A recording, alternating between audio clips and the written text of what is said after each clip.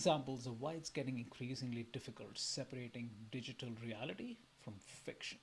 The first one is something that I encountered a few years ago when I was a freelancer and I was putting in speaking proposals to these big name conferences. As luck would have it, one such conference organizer called me up and said, "Hey, we love your speaking proposal. How many Twitter followers do you have?"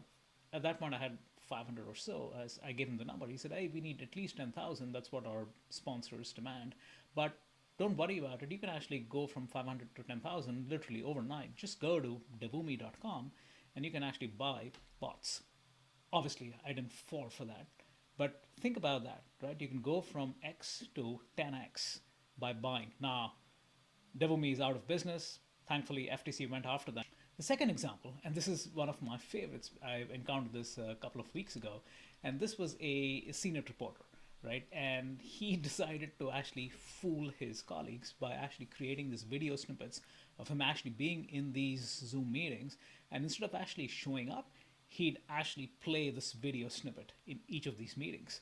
So Jesse Orrell's YouTube link, as you can see, has gone crazy viral because it's such a compelling argument as to say, okay, how do you know what's real and what's not, right? So again, two examples: one where the followers aren't actually followers; they're bots, and the second example where when you see me in a Zoom meeting, you're actually thinking whether is it the real me or is it a pre-recorded version.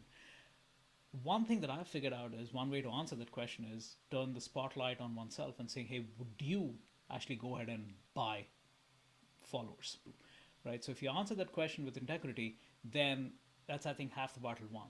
And then we still have to go and figure out whether it's through human collaboration, whether it's through AI, to understand what's real and what's not, so that we don't get fooled into either believing somebody is a follower when they're not, or somebody is actually on a Zoom call when they're not.